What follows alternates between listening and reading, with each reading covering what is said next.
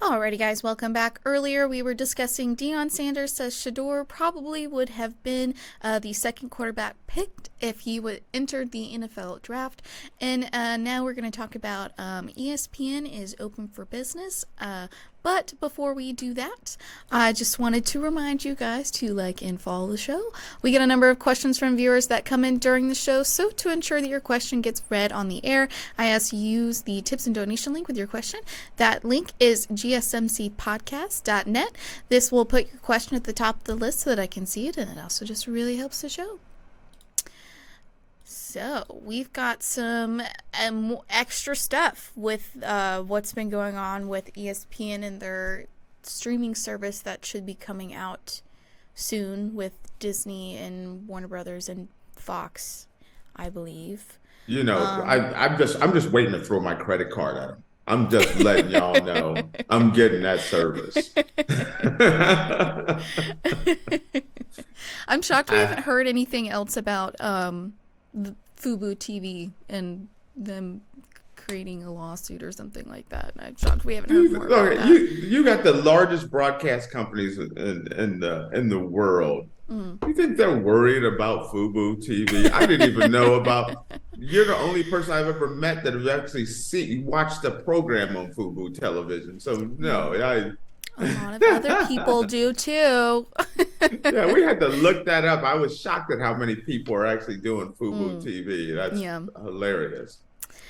Alrighty, so with ESPN's direct-to-consumer plan, the network is attempting to uphold its mission statement of serving sports fans anytime, anywhere.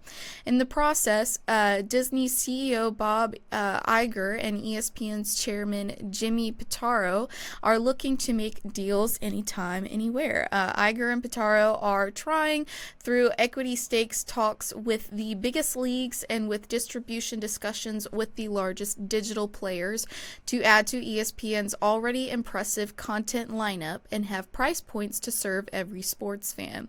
It all sounds simple, but they are all engaged in a complicated negotiations with a full ESPN direct-to-consumer subscription product launching this fall in combination with Fox and Warner Brothers Discovery, and then ESPN's standalone service slated for 2025.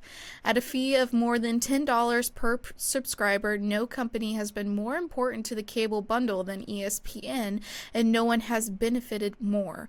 While ESPN will still be offered a cable, Disney, ESPN are trying to stack the sports content and distribution deck even more in their favor.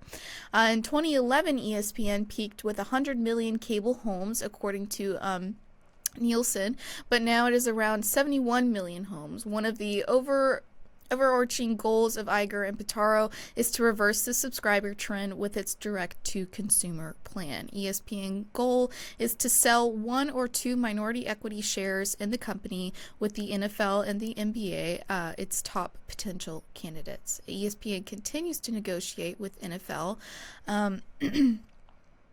for the league to become equity partners. Executives briefed on the conversations told The Athletic the valuation of what the league is offering in return and the billions ESPN is worth is one of the ongoing negotiation points of focus. Wait a minute. Okay, make sure I understand it. So they're saying, so pretty much ESPN is negotiating with the NFL to become an equity partner in ESPN. Yes. Mm-hmm. Wow. See, that's one of those situations that will give them, I kind of feel like that gives ESPN an unfair advantage when it comes to, NFL properties coming up for bid again. Mm-hmm. Who are you going to give the deal to? My business partner or this other guy over here? Yeah. You know what? You understand what understand where I'm coming from? Yeah. That's that fuzzy, I don't know, it's like collusion kind of situation going on there. Mm-hmm. I didn't like that because if NFL becomes a minority owner in ESPN, then ESPN and Disney are always going to have how do you, it's like, nope. we're done with ESPN. We're just gonna give it to CBS, NBC, and Fox. We're gonna exclude ESPN and Disney. That becomes not even an issue any longer. So that was the first thing I heard from there. Um, this this thing is going to be huge, though. People are cutting the cord, and even when you talked about they went from like 100 million down to 70 million people are watching on cable, it's going to drop even more than that. I mean, it's millions and millions of people stop using cable television every year. Cable television, mark my word on it, will not be around 5 years from now. No, but I mean, essentially, sure, cable TV won't be around anymore, but all these streaming companies are making bundle packages now. So it's basically like Right. satellite television. It's kind of like it's similar, but it's cable like television. Yeah, but cable television, for someone who's worked in the broadcast world, there's always been regular terrestrial network television, and then there was cable. Right. And I see both of them going away sooner than later. It's just going to be all streaming. Right. Where streaming is going to become the way of the future. And did they talk about how much this packet, this service is going to cost? I don't think they. Because that's the one thing. Wait. Oh, sorry. Yeah.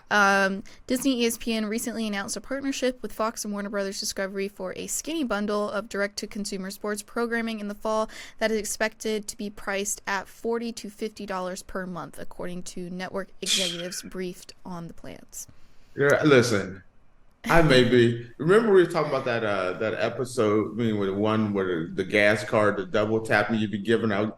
At 50, I may be buying people's subscription. There you go. Get you some ESPN. Buy me one.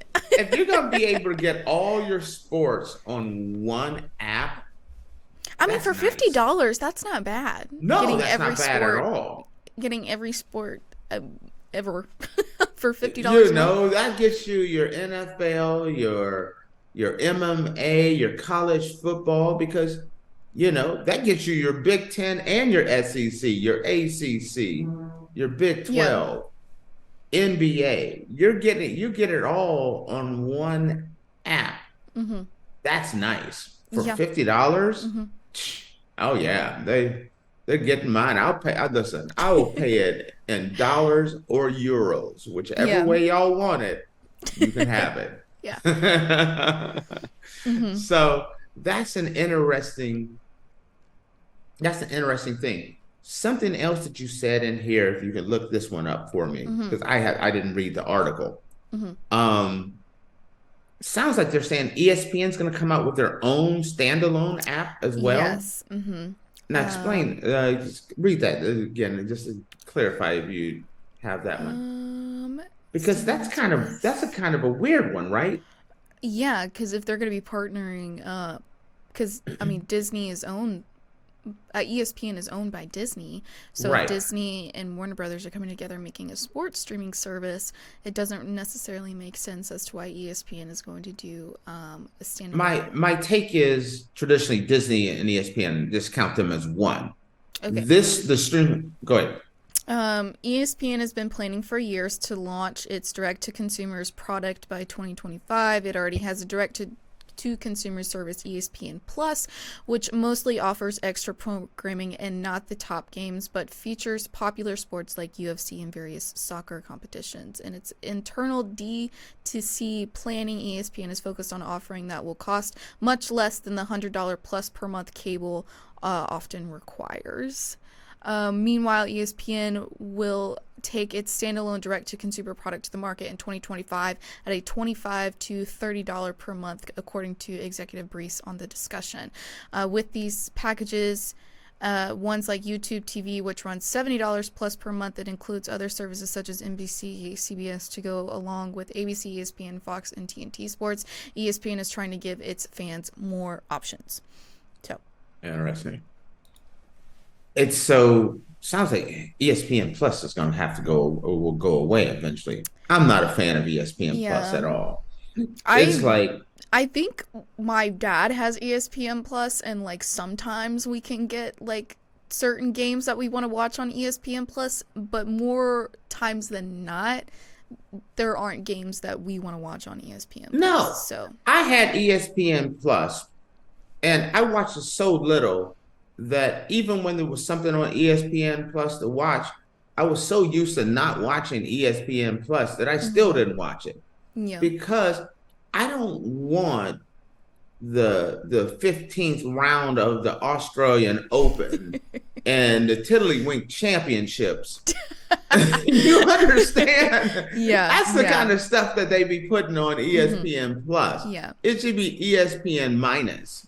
Because I don't like that ESPN Plus at all. And then like I would watch some of the UFC stuff, but it would be like the preliminaries or something like that. I was the ESPN Plus I was super disappointed in. This one is the one that I'm excited about because it gets you ESPN, Fox, CBS, NBC, all of those guys. Where if I want to watch a game, if I want to watch a Big Ten game, it's there. If I want to watch an SEC game, it's there. If I want to watch the NFL, I have it there. All on one app is amazing. But as long as it's not like ESPN Plus, where it's kind of like their other programmings, I kind of feel like ESPN Plus is like, oh, this is the stuff no one really wants. Like, where are we gonna put this? Throw it on the Plus. Yeah. And so when I flip through ESPN Plus sometimes, it's like 90% of it's like, nope. But eventually I just did away with it. Yeah. And that's the same with Hulu too, because Hulu has live sports, but yeah. I like barely watch live sports on Hulu because Hulu's got like those JUCO schools that I don't want to watch those games, Yeah, they're live sports. There is truly live sports, but they're not live sports really that anybody want to watch.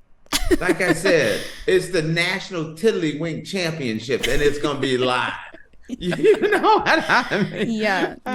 It's like the 15th round of the cornhole championship games. It's like, I don't care about the 15th round. I barely care about the championship game. Yeah, I'm very curious to see like what ESPN's going to try to do with this standalone thing that they want to do, especially since this fall they're going to release this huge streaming service. I don't really see how that's gonna work and they're necessarily gonna make a profit off of that, because if their standalone is $25 to $30 per month, but this big streaming service that you can get basically everything is $40 to $50 with only like a $20 difference, I don't see why they would do a standalone thing. That doesn't make any sense to me, but what do I know?